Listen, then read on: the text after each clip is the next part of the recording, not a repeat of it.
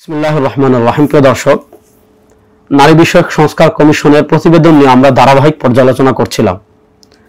আজকের পর্বে একটা ভয়ঙ্কর জিনিস আমি আপনাদেরকে দেখাবো। সেটা হলো এই নারী শিক্ষা কমিশন আমাদের দেশে মানুষের বংশ পরিচয় মুছে দিতে চাচ্ছে এবং ব্যাপকভাবে পিতৃপরিচয়হীন সন্তান বিস্তার ঘটাতে চাচ্ছে।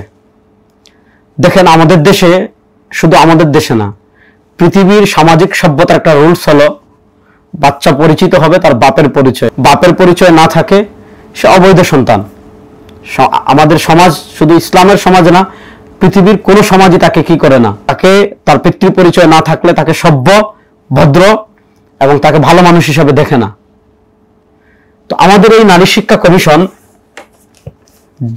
যারা আছে, অবৈধ যারা আছে, পিতৃ পরিচয়হীন যারা আছে, তাদেরকে প্রতিষ্ঠা করার এবং তাদের পরিচয় বৈধ করার একটা নীল নকশা অঙ্কন করেছে, যাতে বিয়ে শাদী এটার দিকে মানুষ অগ্রসর না হয় এবং কেউ অবৈধভাবে শারীরিক সম্পর্কে জড়িয়ে, পরকীয়া করে শারীরিক সম্পর্ক জড়িয়ে, বিবাহ বহির্ভূত শারীরিক সম্পর্কে জড়িয়ে কারো যদি সন্তান হয়ে যায়, এও যেন রাষ্ট্রের স্বীকৃতি পায়, তাহলে এই কাজগুলো করতে মানুষের আর ভয় থাকবে না। দেখেন, 250 নম্বর পৃষ্ঠায়, 248 নম্বর পৃষ্ঠায় সংযুক্তি 7 নারীর প্রতি বৈষম্যমূলক আইনসমূহ সংশোধনী প্রস্তাব তারা শুরু করেছে। কারেন্ট প্রবলেমস, তারা মৌলিক সমস্যা, তারপর রিকমেন্ডেশনস, তাদের দাবি তারা পেশ করেছে। আসেন, 250 নম্বর পৃষ্ঠায় তারা প্রবলেমটা প্রথমে উল্লেখ করেছে যে আমাদের দেশে শুধু মায়ের পরিচয় কাউকে পরিচিত করা যায় না, বাপের পরিচয় লাগে। এটা রিকমেন্ডেশন তারা বিকল্প প্রস্তাব দিচ্ছে। Introduce A provision allowing single mothers who are unable to disclose the father's name to register their child for a national ID, birth certificate and passport.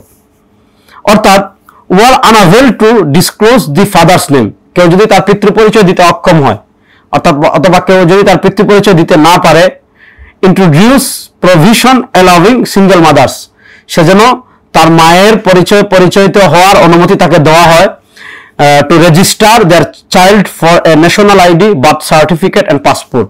অর্থাৎ এই বাচ্চা তার ন্যাশনাল আইডি রেজিস্ট্রেশনে, তার বার্থ সার্টিফিকেট জন্ম নিবন্ধন রেজিস্ট্রেশনে এবং তার পাসপোর্টের রেজিস্ট্রেশনে তার মায়ের পরিচয় যেন যথেষ্ট। অর্থাৎ সে তার মায়ের পরিচয় যেন, তার বাপের পরিচয় যদি না থাকে, সে তার মায়ের পরিচয় যেন পাসপোর্ট, আইডি কার্ড, জন্ম নিবন্ধন এগুলো করতে পারে। এখন মায়ের পরিচয় যদি কেউ পাসপোর্ট করতে পারে, জন্ম নিবন্ধন করতে পারে, আইডি কার্ড করতে পারে, তাহলে এই যে মুসলিম সভ্যতা বলেন আর পৃথিবীর সভ্যতা বলেন যে পিতৃ পরিচয়, এই পিতৃ পরিচয়ের গুরুত্ব যদি না থাকে, মানুষ অবৈধ কাজের দিকে বাড়বে। কারণ মহিলারা অবৈধ কাজের দিকে জড়াবে, কারণ তখন তার বাচ্চার নিয়ে তার টেনশন করতে হবে না।